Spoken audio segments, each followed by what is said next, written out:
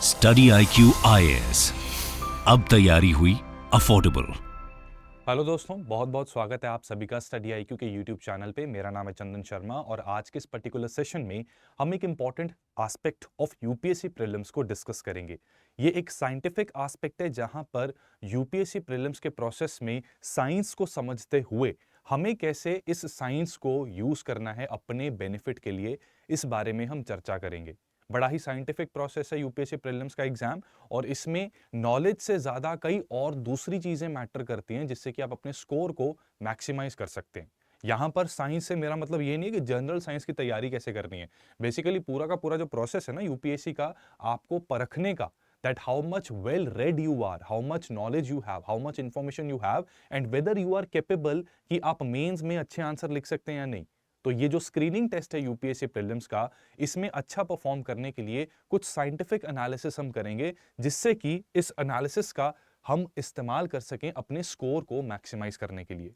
कहानी को यहां पर आगे बढ़ाने से पहले आप सभी से रिक्वेस्ट करूंगा कि अगर आप अभी तक मेरे साथ कनेक्टेड नहीं हैं तो टेलीग्राम पर CS लाइव ग्रुप को ज्वाइन कर लें, और अगर एग्जाम रिलेटेड कोई क्वेरी है आपकी तो @helloChandan ये टेलीग्राम के ऊपर मेरा पर्सनल हैंडल है, यहां पर आप मुझे मैसेज कर सकते हैं। एंड इंस्टाग्राम पर hello.chandan शर्मा पे मुझे फॉलो करना मत भूलना। These are the QR codes, इनको स्कैन करके भी आप मेरे साथ कनेक्ट हो सकते हैं। नाउ दोस्तों, let us try to discuss कि यूपीएससी प्रीलिम्स में प्रोसेस आखिर होता क्या है।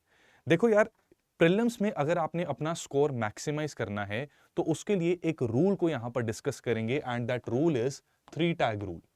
ठीक है, लेकिन इस 3 टैग रूल के बारे में मैं आपको बताऊं तो इससे रिलेटेड, उससे पहले ना इससे रिलेटेड कुछ प्री रिक्विजिट्स हैं कि इस रूल को, इस फॉर्मूले को अच्छे से अपनी फेवर में यूटिलाइज करने के लिए कुछ प्री कंडीशंस हैं, उनको भी फॉलो करना जरूरी है। एक एक करके पूरे मामले को समझते हैं।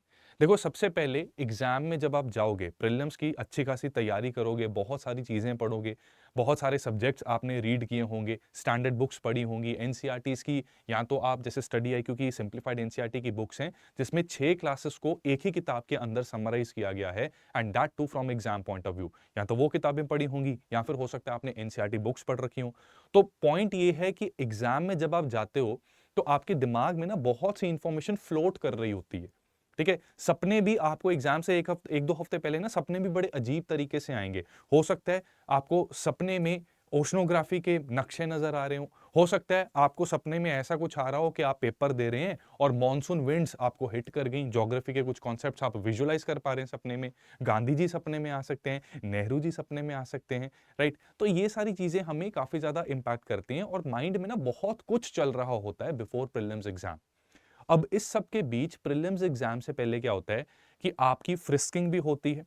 ठीक है, चीटिंग ना हो सके इसलिए वहां पर CRPF के जवान भी कई बार डिप्लॉय किए जाते हैं, एंड प्रॉपर ऑफिशियल जो होते हैं वो प्रॉपरली आपकी चेकिंग करते हैं before allowing you to go into the examination hall. और उससे पहले भी आपको हो सकता है 10 से 15 मिनट एग्जामिनेशन हॉल के बाहर थोड़ी वेट करनी पड़े, उसमें भी वो 10 मिनट 10 साल के बराबर लगते हैं। तो इस प्रोसेस में अब क्या होता है कि आपको पेपर में, जब प्रीलिम्स का क्वेश्चन पेपर आपके सामने आता है तो वहां पर उसको इमीडिएटली देखने पर आपको लगता है एक शॉक।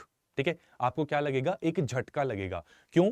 क्योंकि आपके माइंड में जो इंफॉर्मेशन है regarding different aspects of the exam, regarding different topics, regarding different things mentioned in the syllabus, वो फ्लोट कर रही हैं, वो स्ट्रक्चर्ड नहीं है। ठीक है, उनकी सॉर्टिंग नहीं हो रखी, राइट, वो फ्लोट कर रही हैं। और इमीडिएटली पेपर देख के क्या होगा कि जरूरी नहीं है कि आपके माइंड में उस टाइम पर जो फोरफ्रंट पे इंफॉर्मेशन थी उसी से रिलेटेड क्वेश्चन आ जाए, ये बहुत रेयर होता है। ठीक है, ऐसा नहीं होगा, राइट। तो उस वजह से जब पेपर सामने आएगा, हो सकता है पहले 2-3 पन्ने देखकर, जिसमें 15 से 20 सवाल मेंशन हो सकते हैं, आपको लगे कि भाई मेरे से नालायक तो इस दुनिया में कोई इंसान होगा ही नहीं, मैं इतना कुछ पढ़ के आया हूं, लेकिन ये क्वेश्चन तो आउट ऑफ द ब्लू लग रहे हैं। लेकिन ट्रस्ट मी, एक साइंटिफिक प्रोसेस है, और ये आजमाई हुई बात अपने पर्सनल एक्सपीरियंस से आपको बता रहा हूं कि एग्जाम में इवन टॉपर्स को ये सेम शॉक लगता है, और ये नेचुरल प्रोसेस है। आप खुद समझो यार कि जब पेट में गैस होती है तो क्या होगा, है ना? ठीक है, मजाक की बात नहीं है, this is a natural process, और इसमें ऐसे ना मुंह बनाने की जरूरत नहीं है, ये सबके साथ होता है। ठीक है, तो यहां पर टॉपर्स के साथ भी ये सेम शॉक लगता है, क्योंकि बड़ी लाजमी सी बात है, जब इतनी सारी इंफॉर्मेशन दिमाग में चल रही है, फ्लोट कर रही है, तो उसको सॉर्टिंग उसकी हो नहीं रखी, सॉर्टिंग नहीं हो रखी, एकदम से क्वेश्चन आएगा तो झटका लगेगा। ठीक है, अब जो व्यक्ति 10 से 15 मिनट के अंदर, ठीक है, 10 to 15 मिनट्स के अंदर खुद को काम डाउन करना शुरू कर दे, राइट, तो वो फिर चीजें संभाल पाता है। लेकिन जो व्यक्ति, जो एस्पिरेंट लगातार हर अगले क्वेश्चन के देखने से मतलब उसको लगातार वो डूबता जा रहा है, राइट, तो उसमें प्रॉब्लम आ जाती है। और कुछ बच्चे, जैसे मैंने अपने एक अटेम्प्ट में अटल पेंशन योजना पर फर्स्ट क्वेश्चन आ गया था और उसमें 2 स्टेटमेंट्स के बारे में तो मुझे पता था, लेकिन एक स्टेटमेंट को लेकर मैं कंफ्यूज हो गया था। तो मुझसे गलती ये हुई कि 10-15 मिनट तक मैं उसी क्वेश्चन की स्टेटमेंट्स को देखता रहा। ठीक है, अब यहां पर देखो साइंटिफिक प्रोसेस को कैसे अपनी फेवर में यूटिलाइज करना है। माइंड में बहुत सी इंफॉर्मेशन फ्लोट कर रही है। अब इसमें अगर आप एक ही क्वेश्चन को 10-15 मिनट देखने बैठ गए तो उसमें क्या होता है कि आपके माइंड में जो दूसरी इंफॉर्मेशन है ना, वो पीछे निकलना स्टार्ट हो जाएगी। राइट, रादर आप क्वेश्चन देखो, उसमें जो चीजें आपको आती हैं, मान लो आपको 2 स्टेटमेंट्स पता है, तीसरी स्टेटमेंट के बारे में नहीं पता, उस क्वेश्चन को फिलहाल के लिए सर्कल कर लो, अगले क्वेश्चन पे बढ़ो। अगला क्वेश्चन हो सकता है आपको बिल्कुल शॉर्ट तरीके से आए, फिर अगला क्वेश्चन देखो, उसमें हो सकता है उसके बारे में आपने कुछ पढ़ा ही ना हो, फिर तीसरे क्वेश्चन पे आओ, वो भी हो सकता है आपको शॉर्ट तरीके से पता लग जाए, फिर अगले 3-4 क्वेश्चन उसमें इक्का दुक्का स्टेटमेंट की वजह से डाउटफुल आ रहा है। इससे क्या होता है कि 10-15 मिनट में may be you are able to read approximately 20 questions, right. तो जिस बच्चे का दिमाग ऐसे चलता रहता है, तो जो माइंड में इंफॉर्मेशन इनिशियली फ्लोट कर रही थी और पेपर को देख के शॉक लगा, वो इंफॉर्मेशन अब सॉर्ट होनी शुरू हो जाएगी। और इसी प्रोसेस के बीच में क्या होगा कि अप्रोक्सीमेटली फर्स्ट 15 मिनट्स में आपका माइंड अब थोड़ा सा इंजन उसका गर्म हो जाएगा। लेकिन अगर इस 15 मिनट में एक ही क्वेश्चन को देखते रहोगे तो बहुत सी इंपॉर्टेंट इंफॉर्मेशन फेड अवे हो सकती है। अब पहले 45 मिनट से लेकर 1 घंटे के अंदर अंदर आप काफी सारे क्वेश्चंस अटेम्प्ट करते हैं। ठीक है, मेरी सलाह यह रहेगी कि आपको अपने पेपर की ना 3 रीडिंग्स लेनी है।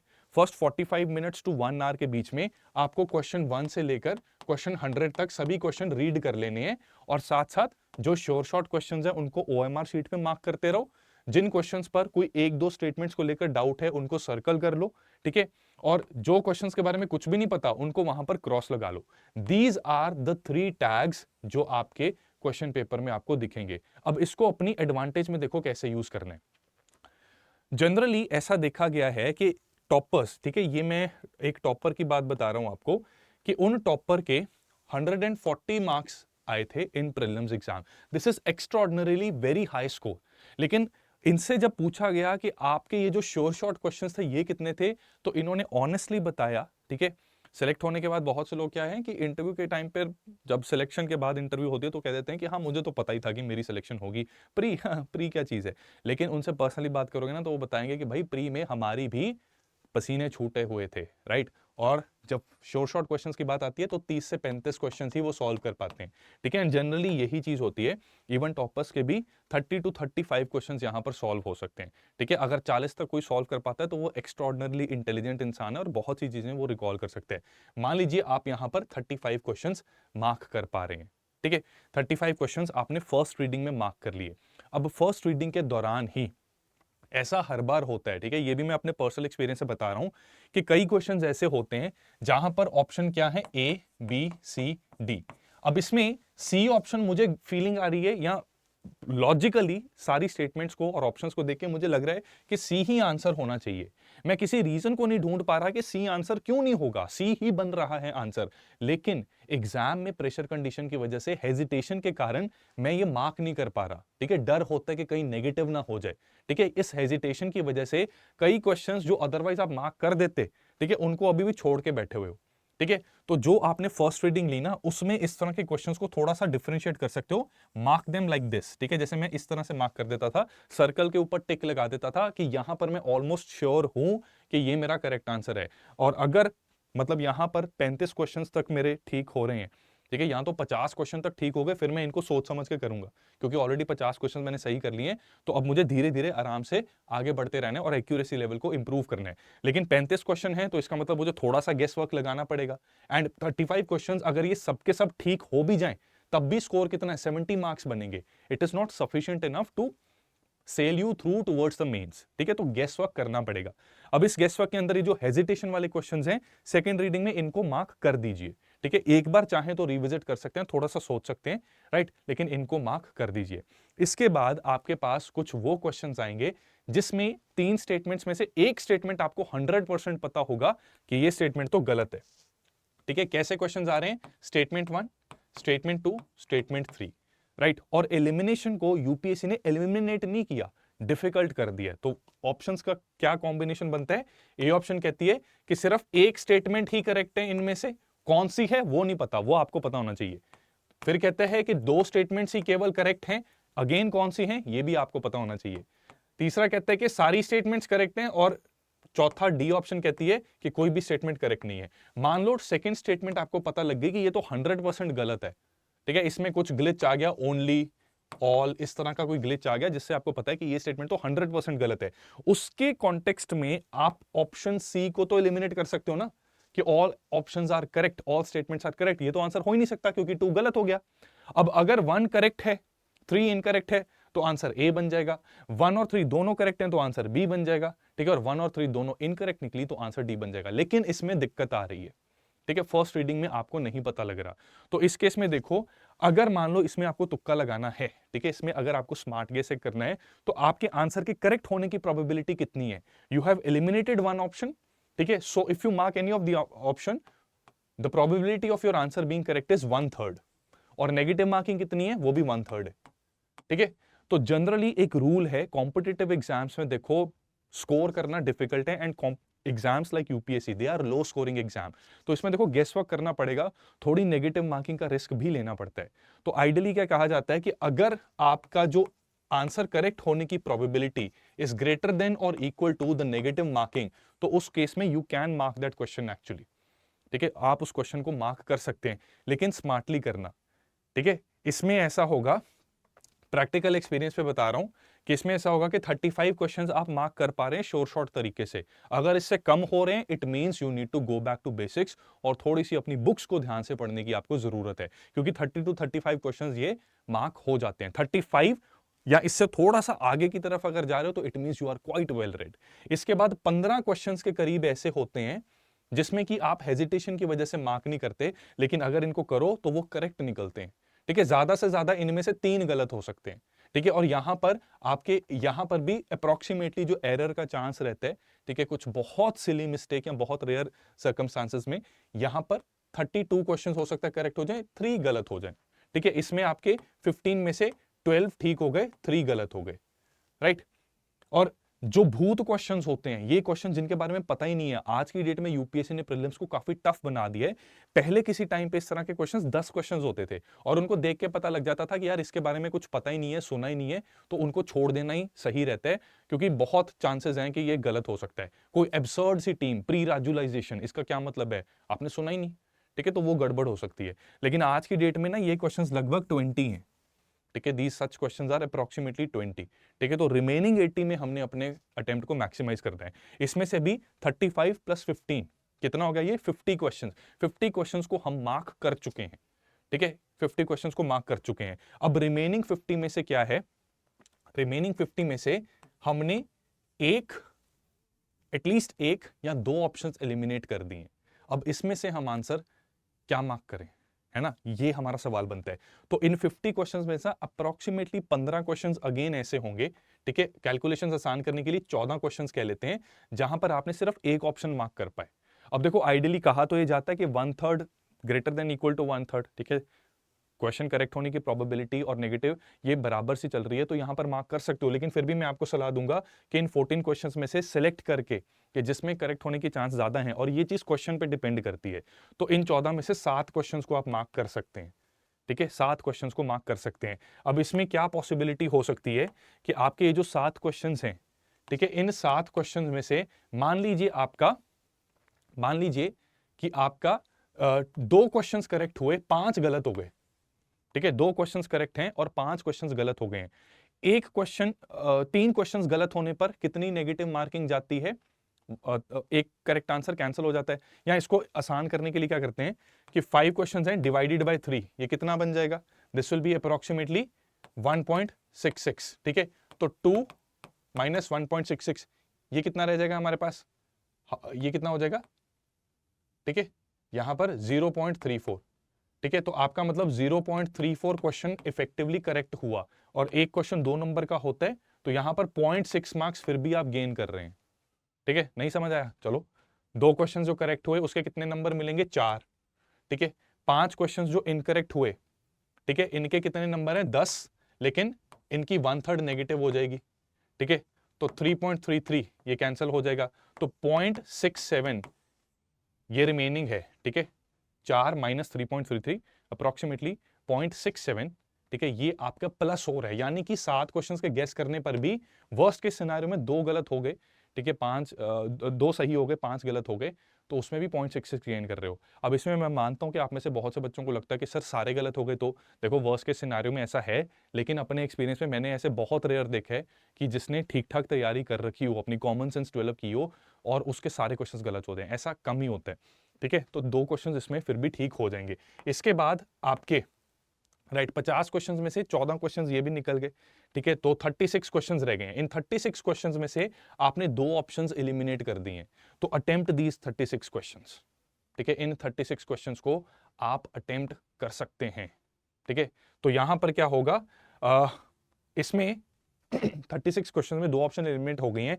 लेट अस से कि इसमें भी आपके 36 क्वेश्चन आपने किए, इसमें से आपके 15 करेक्ट हुए और 21 गलत हो गए, ठीक है। अब ये ना मैथमेटिक्स को समझो जरा, 15 करेक्ट हुए, 21 गलत हो गए, 1/3 नेगेटिव है, विच मींस कि हर 3 क्वेश्चंस गलत होने पर आपका एक करेक्ट आंसर कैंसिल हो जाएगा।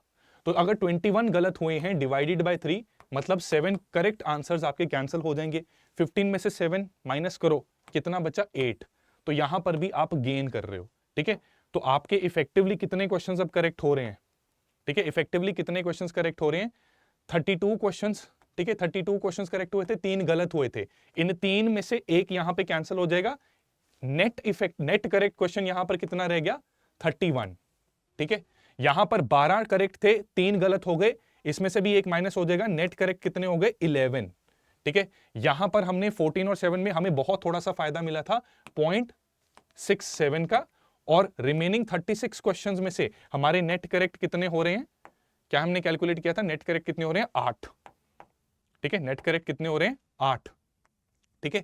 तो अब प्लस कर दो, 31 plus 11 how much, 42, 42 plus 8 50, 50 plus 0.67, ठीक है, कितना बन गया, 50.67 नंबर ऑफ क्वेश्चंस आपके करेक्ट हुए। एक क्वेश्चन 2 नंबर का है, 100 नंबर के ऊपर आपके मार्क्स बन जाएंगे, ठीक है।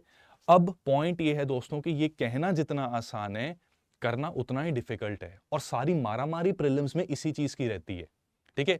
अब साइंस बिहाइंड प्रीलिम्स, इसको ये समझो कि देखो, let me explain it. Science behind prelims आपको ये बताती है कि फर्स्ट रीडिंग में आप शॉर्ट क्वेश्चंस मार्क कर सकते हो, लेकिन सेकंड रीडिंग और थर्ड रीडिंग के टाइम पर आपके जो ये वाले क्वेश्चंस में अगर आपने मैक्सिमम आउटपुट निकालनी है, तो उसके लिए कॉमन सेंस भी डेवलप होनी जरूरी है, ठीक है। आपने मान लो 1 2 3 स्टेटमेंट में से एक का पता लग गया कि ये तो गलत है, लेकिन फर्स्ट एंड थर्ड स्टेटमेंट जब सेकंड रीडिंग की, आपका माइंड एक्टिवेट हो गया और साथ में जो इंफॉर्मेशन फ्लोट कर रही थी वो सॉर्ट हो गई, तो उससे आपको एकदम से सेकंड रीडिंग में रिकॉल कर लिया कि अच्छा हाँ यार मैंने पढ़ा था, फर्स्ट स्टेटमेंट भी यहां पर करेक्ट होगी, थर्ड गलत होगी, तो आपका आंसर निकल आएगा, ठीक है। तो फर्स्ट राउंड में जो शॉर्ट क्वेश्चंस जितने थे, सेकंड रीडिंग करने पर आपके वो शॉर्ट क्वेश्चंस थोड़े बढ़ जाएंगे, ठीक है। प्लस जो 1/3 वाली एलिमिनेशन करके 1/3 प्रोबेबिलिटी थी आपके करेक्ट होने की, वो 1/2 बन जाएगी, ठीक है। लेकिन इसके लिए एक साउंड नॉलेज बेस होना जरूरी है, जो कि आपने 8 से 10 महीने में बनाया, और इन टाइम पे, ठीक है, 2.5 से 3 महीने के टाइम पीरियड में उसको रिवाइज और कंसोलिडेट करेंगे।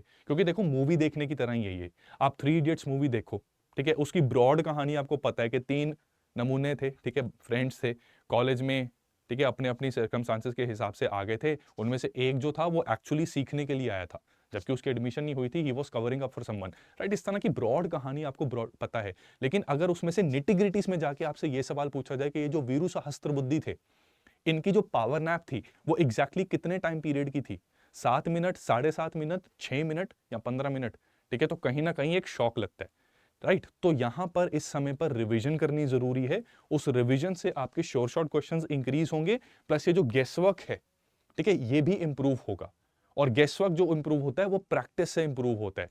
तो जहां से भी आप पढ़ रहे हो उसमें एमसीक्यूज की प्रैक्टिस करते टाइम आपको ऑप्शन ए, बी, सी या डी, इनमें से जो भी चीज आपने मार्क की, बहुत कॉन्शियसली मार्क करनी है कि अगर मैं बी ऑप्शन को चूज कर रहा हूं, ए सी डी मैंने नहीं की, तो क्या सोच के मैंने बी ऑप्शन को मार्क किया, यह आपको पता होना चाहिए। एग्जाम कंप्लीट करने के बाद, वो टेस्ट देने के बाद रीविजिट योर सॉल्यूशंस, और उसमें देखो कि क्या जो मैंने सोच के बी मार्क किया था, क्या वही रीजन है बी ऑप्शन को मार्क करने का। अगर है, इट मींस आपने थॉट प्रोसेस डेवलप किया and you are in the right direction. अगर वही लॉजिक गलत है तो आपका आंसर जनरली गलत होगा, लेकिन कई बार क्या होता है लॉजिक गलत होता है, आंसर ठीक निकल जाता है। तो लापरवाही नहीं होना, उसमें अपने लॉजिक को सही करना है, क्योंकि यहां पर तो सही हो गया, फाइनल पेपर में ना गलत हो जाए। ठीक है, तो rigorous practice and multiple revision while keeping your sources minimum, this is important to ace in prelims, and this is how science behind prelims has to be nurtured and harnessed to improve and maximize your attempt in exam. ठीक है, तो ये overnight नहीं develop होती, ये अब से लेकर आपके पूरे 25 मई तक आपको ये माइंडसेट डेवलप करना है। और इसके लिए इस चीज को याद रखना कि जो भी टेस्ट दे रहे हो उसमें जो ऑप्शन मार्क कर रहे हो कॉन्शियसली उसको याद रखो कि मैंने ये ऑप्शन मार्क क्यों की। सेकेंडली, इसमें एक और चीज का ध्यान रखना है कि आपको जब भी टेस्ट देना है, टेस्ट देने के बाद आपका स्कोर, मान लो आपने 100 क्वेश्चंस का एक टेस्ट दिया, मान लो उसमें स्कोर आपका 70 बना, ठीक है, बहुत दुख हुआ कि ओहो हो ये क्या हो गया, गड़बड़ हो गई। अब यहां पर दोस्तों बच्चे ना कई बार ये गलती करते हैं कि 70 क्वेश्चंस 70 मार्क्स मेरे आ रहे हैं, इसका मतलब मुझे आता ही नहीं है, 4 किताबें और ले आएंगे एक सब्जेक्ट को कवर करने के लिए। एंशिएंट हिस्ट्री के मेरे क्वेश्चन सॉल्व नहीं हो रहे, चलो जी एंशिएंट हिस्ट्री की उपिंदर सिंह उठा के ले आओ। लेकिन ये सही अप्रोच नहीं है। जितना टाइम वेस्ट आप उपिंदर सिंह करने में करो, रिवाइज करने में या पढ़ने में आप लगाओगे, उससे अच्छा आप अपनी गवर्नमेंट स्कीम्स को रिवाइज बेटर तरीके से कर लो, ताकि जो शॉर्ट क्वेश्चंस आने ही हैं, बजट से, इकोनॉमिक सर्वे से आने ही हैं क्वेश्चंस, पॉलिटी से आने ही हैं क्वेश्चंस, वो रिकॉल आप बेटर कर पाओ। ठीक है, तो इसमें rather than going for new source, 70 marks में आप ये देखो, without reading anything extra, what you could have avoided, जिससे कि आपके कुछ क्वेश्चंस ठीक हो जाते। ये एनालिसिस करना जरूरी है in order to harness the prelims. ठीक है, हार्नेस दिस साइंटिफिक प्रोसेस। उसमें देखो एक क्वेश्चन अगर आपका गलत करता है, how much does it cost you, 2 number तो नहीं मिलेंगे, प्लस 0.67 की नेगेटिव मार्किंग होगी। तो एक गलत क्वेश्चन मतलब अगर वो ठीक कर देते तो 2.6 मार्क्स आपके ऐड हो जाते इस 70 नंबर में। ठीक है, मान लीजिए आपके अराउंड लेट्स से 8 ऐसे क्वेश्चंस हैं जो आप इस तरह से गलत कर गए, जो आपको आते थे, आप ठीक कर सकते थे अगर थोड़ा सा ध्यान से पढ़ते स्टेटमेंट्स को और थोड़ा ध्यान से सोचते। मल्टीप्लाई करो 2.6 से, कितना बनेगा, 8 6 जार 48, 8 2 जार 16, प्लस 4 20। ठीक है, 20 नंबर, ये कितना बन गया score, 90.8। Given the present trend of UPSC prelims, 90.8 ठीक स्कोर है, और धीरे धीरे इसको हम 95 से ऊपर, देन 100 से ऊपर लेके जाएंगे। ठीक है, मैं उन लोगों में से नहीं हूं जो आपको एक भ्रम में डाल दूं कि 120 प्लस टारगेट, 120 प्लस के 120 प्लस, किसने कहा भाई, नोटिफिकेशन में लिखा है कि 120 से ऊपर नंबर लाने हैं, ऐसा कुछ नहीं है। अगर पेपर डिफिकल्ट है तो कट ऑफ नीचे चली जाती है, पेपर अगर आसान हो गया तो 135 भी जा सकती है कट ऑफ। ठीक है, तो ऐसा कुछ नहीं है। हमारा ऑब्जेक्टिव ये है कि हमने अपने अटेम्प्ट को मैक्सिमाइज करना है, और पेपर सॉल्व करते वक्त आपको खुद रियलाइज हो जाएगा कि पेपर का डिफिकल्टी लेवल क्या है। ठीक है, तो रिपीटेड प्रैक्टिस से ये चीज जरूरी है। तो अब आप जो भी टॉपिक पढ़ो, ठीक है, उसके बाद उस टॉपिक से रिलेटेड एमसीक्यू जरूर सॉल्व करना, चाहो तो सेक्शनल टेस्ट उससे रिलेटेड जरूर सॉल्व करना, और उस सेक्शनल टेस्ट का एनालिसिस जरूर करना। ये 3 टैग रूल आपने पेपर को सॉल्व करते वक्त लगाना है।